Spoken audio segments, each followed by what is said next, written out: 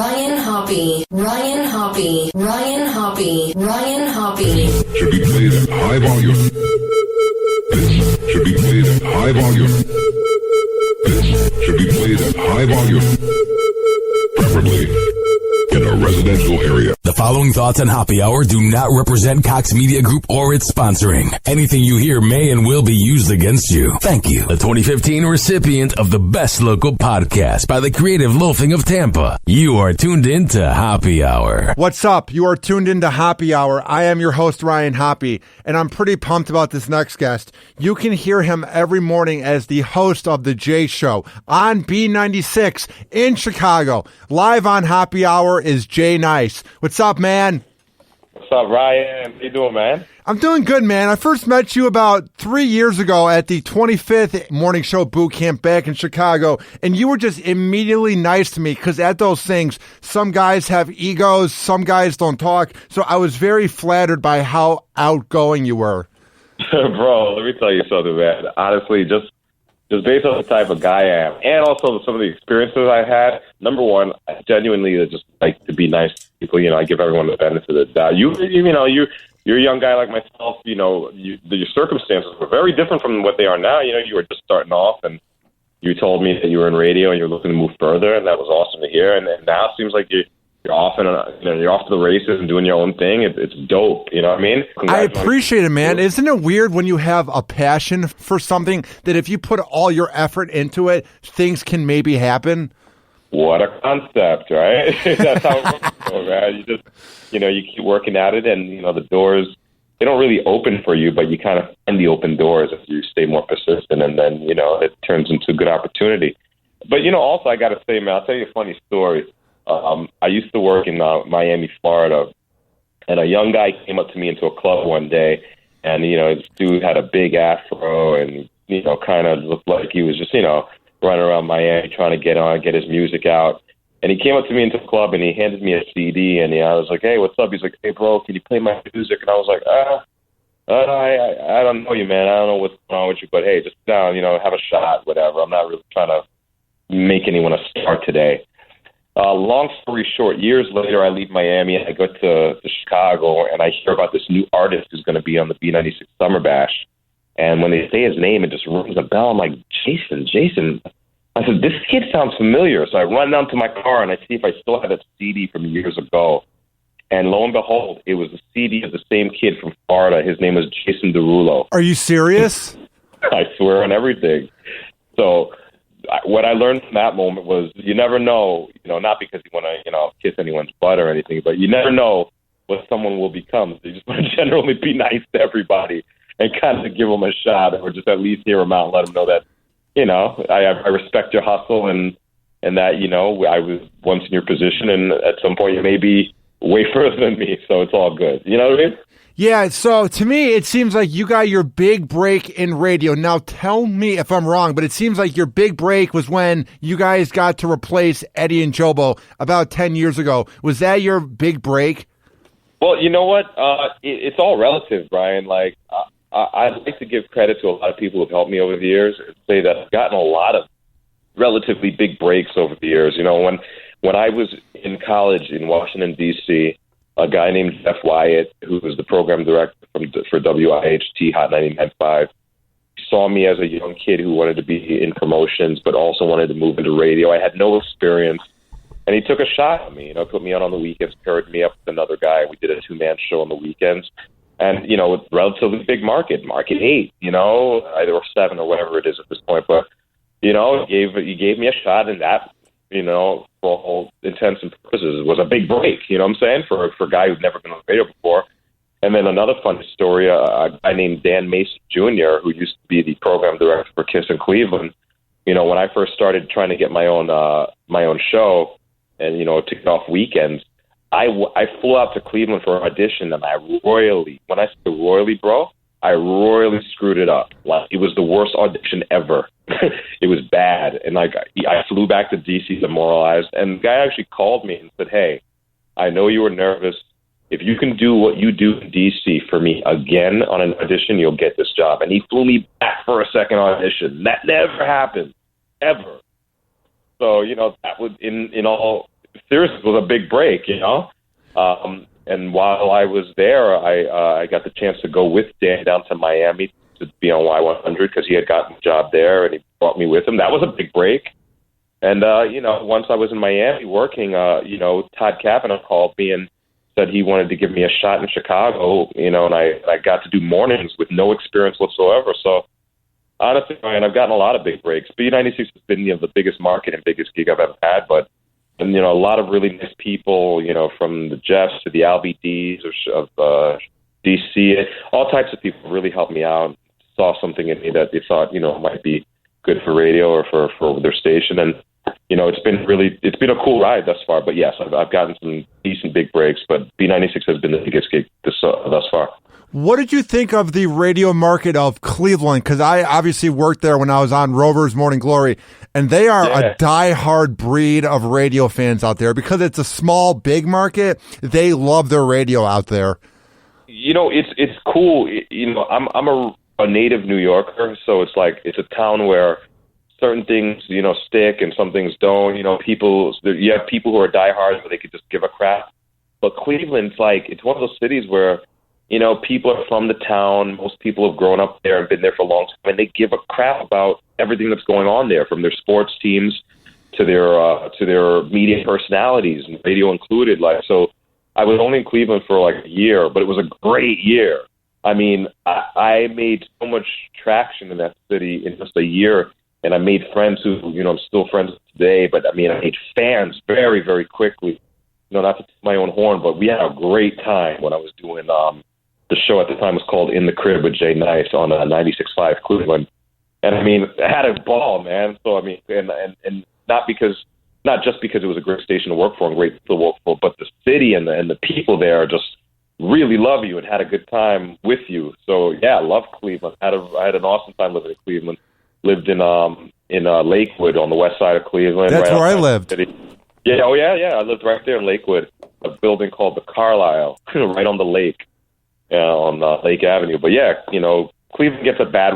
That's a phrase you hear a lot in Cleveland. Cleveland gets a bad rap. They really do, because even though it's a small town in the somewhat Midwest, it really is a great city with really awesome people. I think we may have worked in the same place, because I was at WMMS, and that was right next door to 96.5 Kiss FM in the hallway. And that was a long hallway. Absolutely. At the time, Bo Matthews, I think he was programming MMS, maybe. He just left when I joined there. He just left. Yeah. And, gosh, I forget his name for a second, but the guy that was doing the show, not Rover, the guy with the glass, Maxwell. Was it Maxwell? Yes. Yeah, he was there too. So we had a good time. Yeah, it's a really cool radio market. So when you keep going up to bigger and bigger markets, does it get more and more nerve-wracking? Or since you're getting used to doing radio, is it kind of the same thing, but just a new market?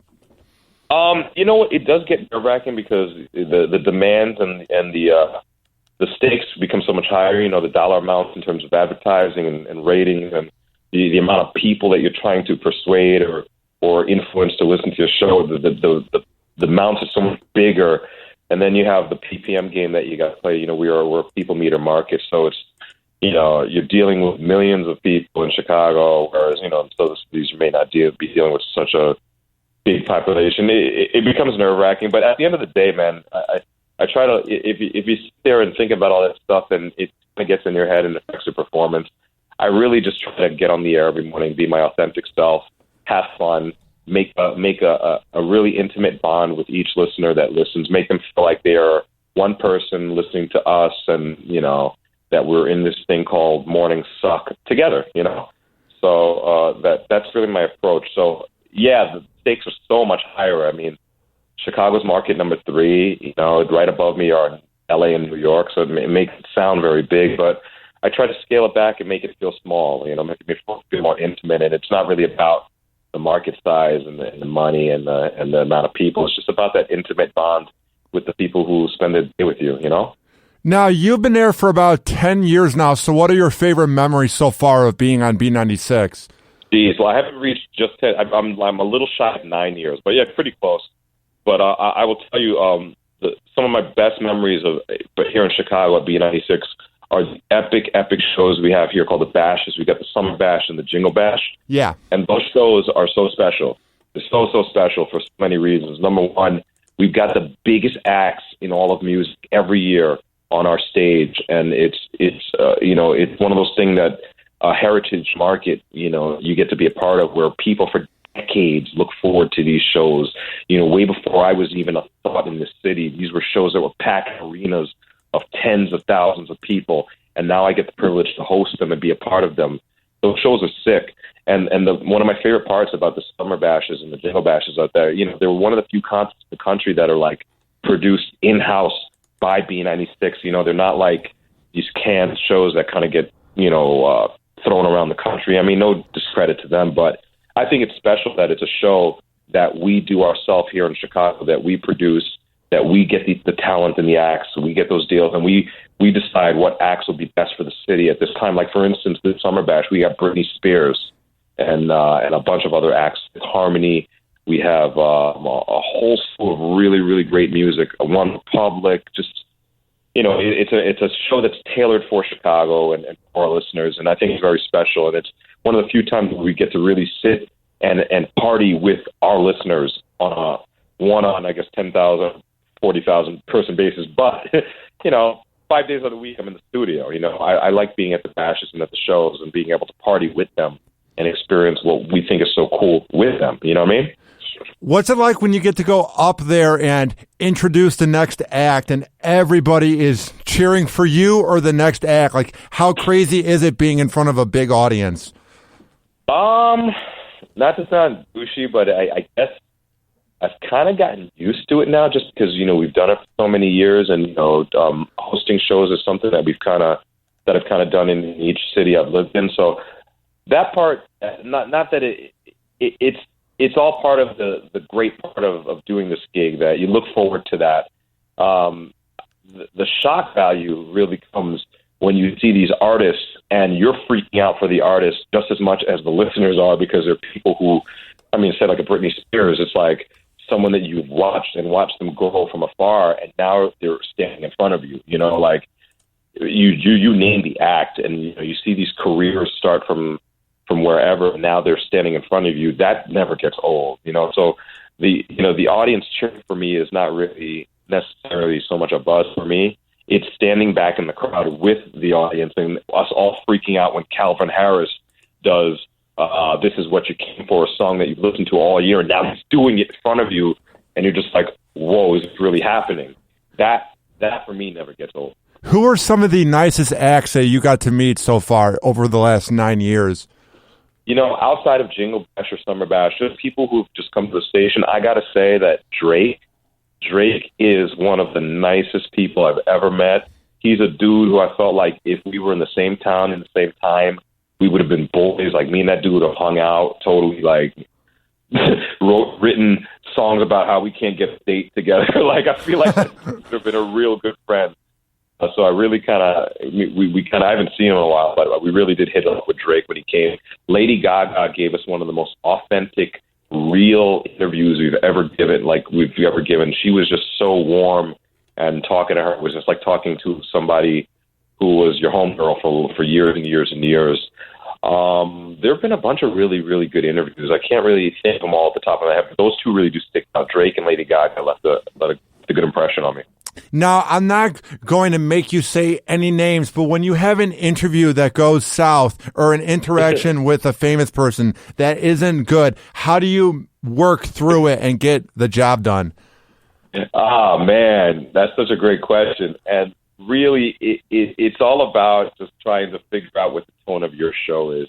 And the tone of the Jay Show is we're three people, four people actually, but three people mainly on air, who don't necessarily take ourselves too seriously. We're just people from the neighborhood, just like anyone else. So we kind of go about it in that respect. Like, you have some interviewers that feel like they demand respect, whatever. We just kind of make fun of the fact that it's not going well. We're like, this is kind of sucking.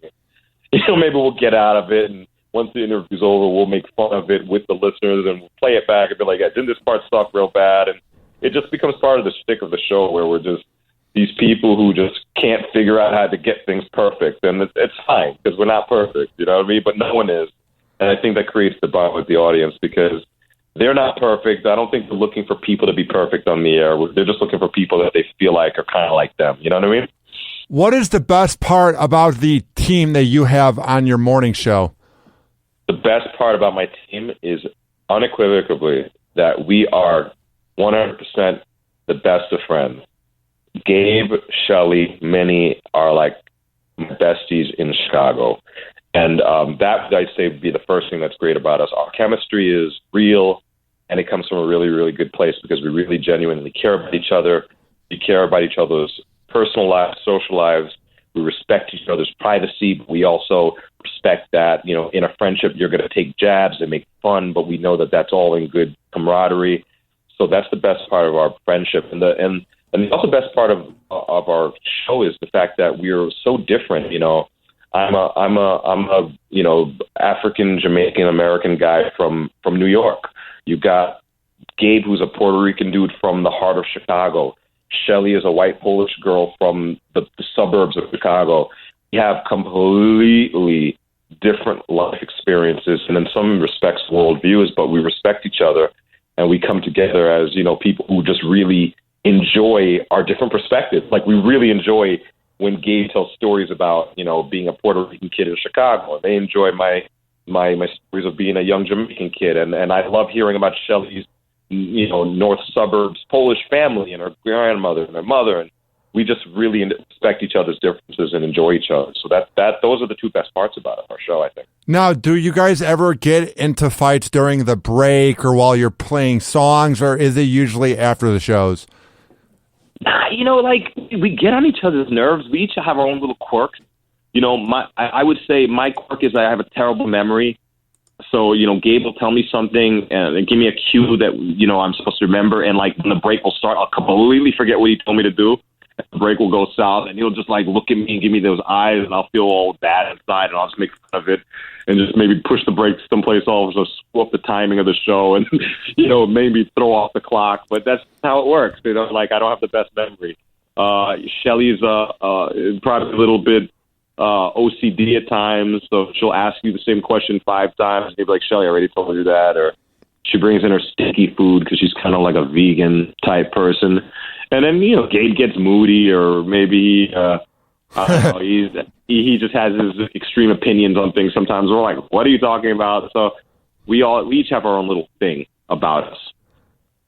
Now, here's one thing I want to know, just because you're in radio, you've done well. What is the key to finding things to talk about when it's a slow news day and you have to fill up 4 hours of material?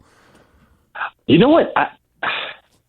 We do get the slow news days, but I think I think every day we have our life experiences that we can build on. I mean, a majority of the time, you know, sometimes you think this big radio DJ in Chicago, he's got this exciting life, but I'll be honest, a lot of times I just come home and I'm just sitting on my couch watching TV, and sometimes I'll just talk about that, you know? So even if it's a slow news day, it's about not so much talking about yourself and being a narcissist, but finding the things that you're going through that you think somebody else in the car has gone through or is going through that we can just kind of talk about and laugh about.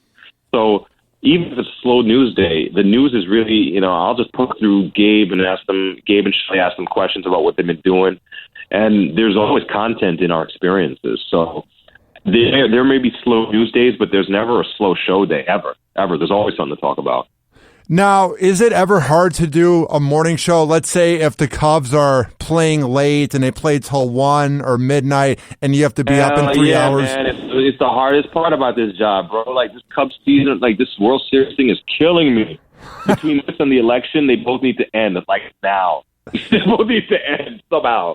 Like, the late night debates and World. I mean, I'm very happy for the Cubs, but you know, the hardest part about mornings is like when you know, you got these fitness trackers and these like Fitbit things that track your sleep right now, and all of them are telling me that I get like at max 5 hours of sleep a night. It sucks.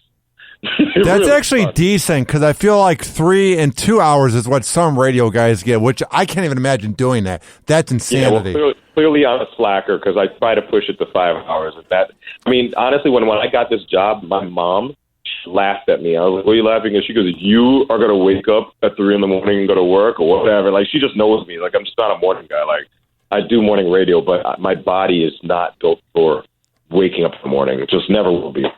One thing, whenever I had to get up, if it was going to school or my radio internships, living in Chicago and then living in Cleveland when I worked for Rover, I hated getting up because of the winter. But now that I live in Tampa, it's sort of easier to get up whenever I have to because the warm weather is a little more enticing. Yeah. Is it okay for you? Do you like the winter? I love Chicago. I defend it. It's my hometown. I have pride for it. I love Chicago. But, man, I can't deal with the winters, dude. I don't know if I can ever live there again. Like, how do you deal with the winters? You're clearly very spoiled. The day I moved from Miami to Chicago, it was 49 degrees in Chicago and 94 in Miami. Like, I did a complete swap that day. Yeah.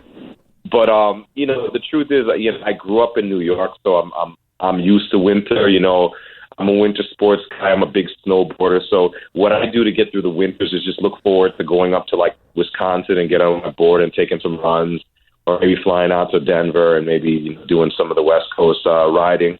But the winters suck, man. Don't get it twisted. Like, the darkness is really what gets me. It's like the perpetual gray. I would say that's the big difference between East Coast and Midwest winter. Like here, because of the lake, you get this perpetual like overcast gray that like drives you insane and makes you depressed. So that's hard for me. But I hedge against the winter by doing things like I have a garage in my building, and then I have to work to a garage. Call me spoiled, but I call it a calculated decision. Like what I'm not doing is shoveling snow off my car. No, thank you, not in the morning. So that's what I did. So I made sure that I don't have to do that. Yeah, dude, nothing was worse than having to shovel snow because you would get up at 4, you would shovel, then you would get up at 5 and shovel, and you would get less sleep because every hour the snow would come back, man. I lived in Chicago, and I lived in the Midwest for 22 years, and dude, I don't know if I can do it, man. Maybe when I get older, but... Not with a call time of like 4:45 at work. No way. I'm shoveling snow off my car that early in the morning. So... even if I had to like live in a box but have a garage for my car, like that's how it's going to have to be. Absolutely. No, I wasn't. That was like a non-negotiable. Like I said, I'm going to drive in the winter from garage to garage. And there's some days, not to show off, but like I said, this is a decision I made. There's some days I don't even wear a coat because I just go from garage to garage and I'm like, whatever, like no coat. You know what I'm saying? Because I don't set foot outside. But that's how I designed my life because I'm not dealing with it. Now, would you want to be in Chicago for a good amount of your life? You know what? Before I moved here, I didn't know anything about Chicago, much more than sports, to be honest with you. So it wasn't on my radar. But now that I've been here, I wouldn't mind just riding out, however long the career lasts here. I really love it here. It's a really, really awesome city. Coming from somebody who grew up in a metropolis, this place is like the next best thing besides moving to LA, which really isn't my cup of tea necessarily, I could say. I think Chicago...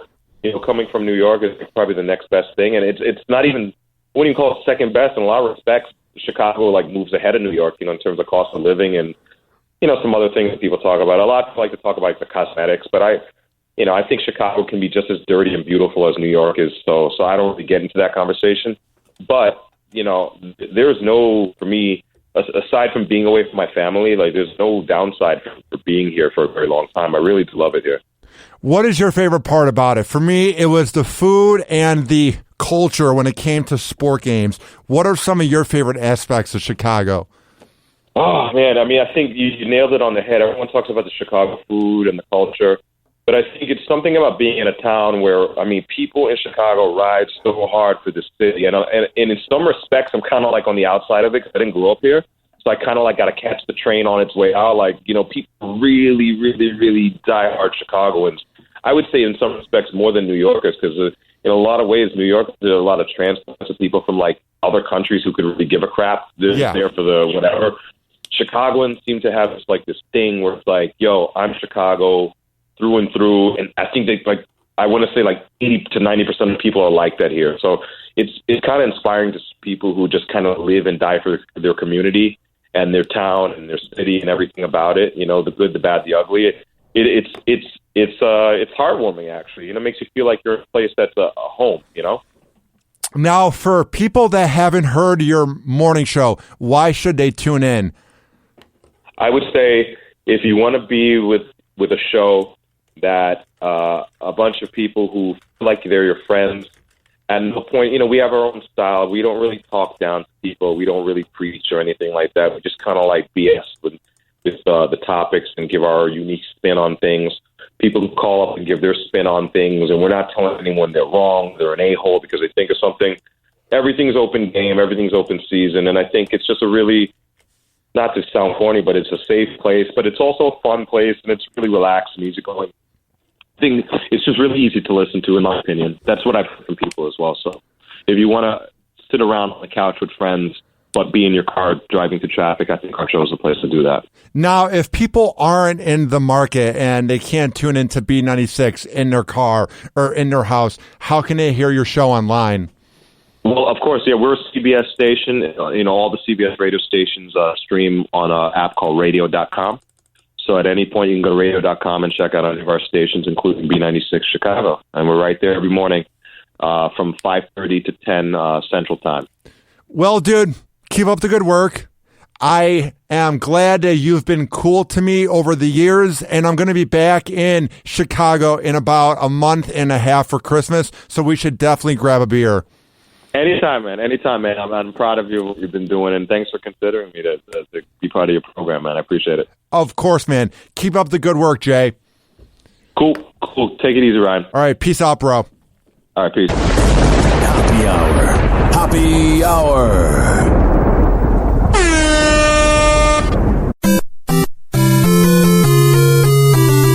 Hoppe Hour is now over, but you can always listen 24/7 by getting the app or going to RyanHoppeRadio.com.